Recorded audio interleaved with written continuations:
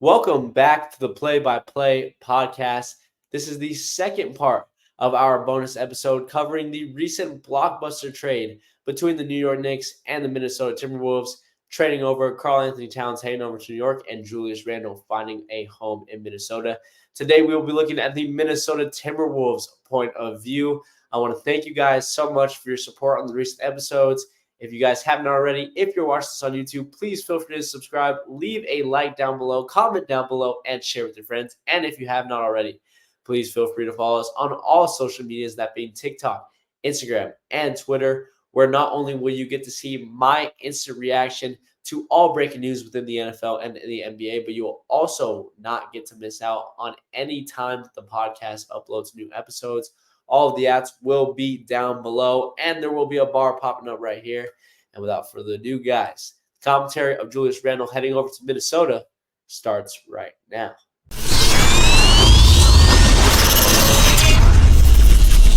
So the Timberwolves, wow. Their side, I am probably even more puzzled and very, very confused on their side of things, even more than I was with the New York Knicks. Just looking at this instantly from the trade that they got, once again, like I mentioned in the Knicks episode, I'm not sure if Minnesota got better. I'm just not sure. Now, I will say that I think that Minnesota got a much cleaner fit in this deal. I think that Randall fits a lot better than having Gobert and Karl Anthony Towns next to each other. You can now have Rudy Gobert finally go back to the role that he had in Utah, where he fit cleanly into that five, into that center spot. He can camp in that paint, be that defensive force, that rim protector that you need, and not have to be farther out on the block and being in no man's land where he clearly cannot produce efficiently for Minnesota. And you also get a player in Julius Randle who has been an all-star, is a really solid player. Like I said, if you missed the Knicks episode, I mentioned the stats between Randle and Karl Anthony Towns. There really isn't very much separating them. You get a really, really solid defender, somebody who, up until the point of his injury the previous year, has been reliable with playing close to full seasons. And you get a player that maybe does not have the same ability to spread the floor like Cat does, but still can get out there on the perimeter and shoot from beyond the arc. And he's also somebody that could easily handle some of the best wings in the league defensively. He can take the top stars. Now, granted, they didn't really need that a lot. You still have Anthony Edwards. You still have Jaden McDaniels. But when we get to the offensive deficiencies that I'm going to talk about later, reducing the stress and the work time for Anthony Edwards is going to be super important. And so I think that you're going to start to see the Timberwolves kind of feed into a strategy where Edwards is likely going to try and guard the worst player on the court at that time, just to make sure that he can save up some energy and attack on the offensive end. So I think the fit is great for them. And not to mention that they can still do a lot of what they did last year with their two center lineups. I mean, Naz Reid was very, very effective last year, winning sixth man. He was somebody that showed the same abilities that Cat did by shooting beyond the arc, being a pretty solid presence on the defensive side. So he's somebody that can definitely fill that role. And I think for me, when looking at Minnesota and this deal, that was really the bulk of this.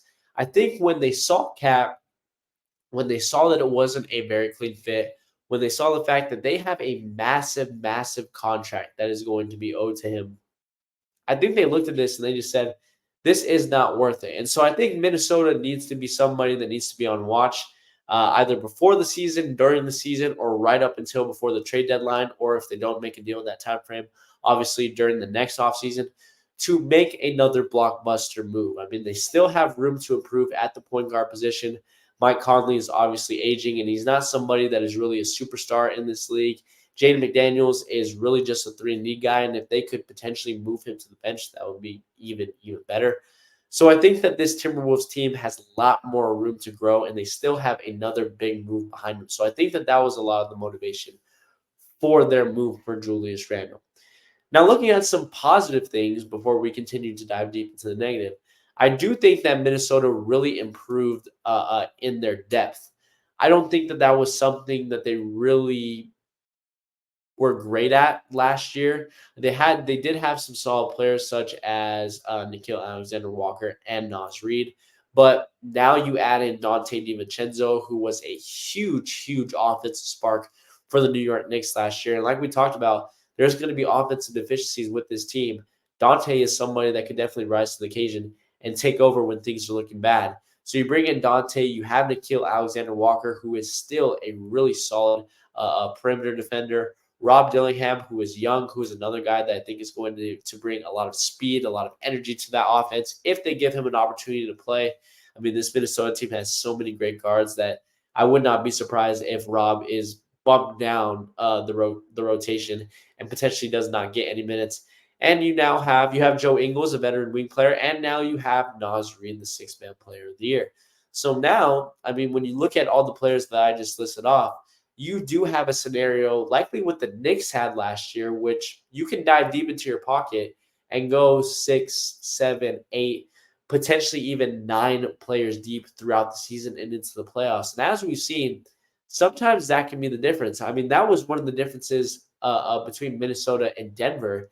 Is Minnesota was able to dig in a little bit deeper. They were able to tire Denver out, and because Denver needed their superstars a lot more on the court to just simply go out there and produce offensively. In that game 7, they rapidly slowed down. That's one of the reasons why Minnesota was able to pull ahead and win that series. So having this large rotation that you have, I think a lot of people, especially in the playoffs, look at it as a little bit of a negative. But if you can outlast teams, if you have guys that are consistently going to come in and produce for you on a nightly basis in the playoffs, an 8-9 man rotation really is not that bad. If you can make it work, if players can consistently perform, it can work. But, but, getting to the biggest negative of it all for me has to be the offensive fit. Julius Randle is purely a defensive guy. He has shown a lot of improvement, especially when getting to New York and improving his offensive game. He has done a great job at getting up to averaging just over 20 points per game. But his main role is to be a great defender. That was his role in New York. That is what his role in Minnesota is going to be. And I'm not personally sure with the firepower that you have in the West, when you look at the Thunder, when you look at the Mavericks, when you look at the fact that the Pelicans now have DeJounte Murray, when you have the Nuggets, when you still have the Warriors having Draymond Green, Steph Curry, they got Buddy Hield, a really great three-point shooter. When you look at the Suns with the offensive talent that they had. In the West, I feel like it's going to be very difficult to compete highly in the West with having Julius Randle as your second option offensively. Now, the Timberwolves already were not great offensively. They were ranked 17th in offensive rating last year. If you take a look at, excuse me, still having some sickness problems. If you take a look at their points per game last year, they ranked 18th in points per game last year in the league. When you take a look at field goal percentage, they were 10th, so they had some pretty solid efficiency. And I think that will actually rise because Randall is obviously going to get a lot of points in the paint. But when you look at their three-point percentage, third in the NBA, that is going to go down, especially sure, when you have a rookie Rob Dillingham who is not going to be able to produce from the three-point line in his rookie season at the type of level that he did in college, especially when you bring into the fact that Julius Randle isn't as great of a three-point shooter, especially when you put into the fact that Rudy Gobert is now going to be solely in the paint, that three-point percentage is going to go down. And like we've seen in this NBA modern era, that matters. That is a huge deal, and it goes on to affect teams. Now, don't get me wrong, Minnesota is adding on to what was by far the best defense in the league last year. They had a 108.4 defensive rating, absolutely dominated every single team that they were going up against. But the problem is that there are a lot of great teams in the West that have great defensive cultures as well. The Thunder, they are the team to beat this year. They have a great defensive front. They have guys off the bench that play incredible defense, such as Alex Caruso. When you look at the fact that I continue to bring them up because they're one of my biggest dark horse teams, The New Orleans Pelicans, you bring in DeJounte Murray, who is already an all defensive type guard. You have Herb Jones, you have Trey Murphy, you have Zion Williamson. There's probably some guys that I'm forgetting off the top of my head right now, but you have guys that can come in and immediately bring in that defensive culture. You have to produce something offensively. If you're not, you better hold on and pray that you can hold teams to 85, 90, 93 points every single night. But in my opinion, that's just not possible. You can have a great defense, you can have an all time great defense, but to demoralize teams and hold them under 100 points every single night, that's going to be very difficult. And I think that's going to be the hard part for this Minnesota team, especially when you look at the fact of all the weight that they're putting on Anthony Edwards back offensively. Like I said, Mike Conley's not getting any younger. He is getting older. He is a vet in this league. He is 36 years old. He only averaged 11 points per game last year. That is going to be able to take a dip. Jaden McDaniels is not somebody that's going to go out and get you 20 points per game. So I guess you hope that Julius Randle can continue to go out and be a 20 points per game scorer. But then behind that, who do you really look to? You have Sparks off the bench, but there's just not a lot offensively. If Minnesota wants to really cash in on this trade, like I said, they need to make another big move, or I believe they need to feed in more to Naz Reid. We've seen Rudy Gobert year after year after year be somebody that franchises look at and they frown upon. We saw it at the Olympics this year with France. They moved away from him because they just don't believe that his play style fits anymore. And when I look at it, Naz Reid, like I mentioned, his ability to shoot from the outside, the energy that he brings, the crazy athleticism that he has, he's still great defensively. I would not be surprised if things don't work out right away between Gobert and Randle. I would not be super surprised if the Timberwolves look to start Naz Reid early, just so they can get him out on the perimeter, put Randle in more of a box role, and play that type of lineup. And that's all for me today, guys. Again, let me know what you guys think immediately when looking at this trade. I didn't know on Minnesota's side. I didn't have really much to think about it. But now looking at it again and looking at more information, I have a lot of the same feelings and opinions. So my Instagram personally for this trade, again, when you look at my next video, I gave them a C plus. For the Minnesota Timberwolves, I would be looking even lower, potentially a C minus D plus. Again, in hindsight, we're going to have to look to see how that first round pick rolls out. We're going to have to see how the better fit of having Julius Randle enter into that power forward and moving Gobert to that center spot is going to work. We're going to have to see if Dante DiVincenzo can continue to bring that spark in a brand new system in Minnesota. So there are a bunch of questions to be answered. But right now, for this, I just don't feel that there's enough offensive firepower in this for the Timberwolves to truly compete in the West.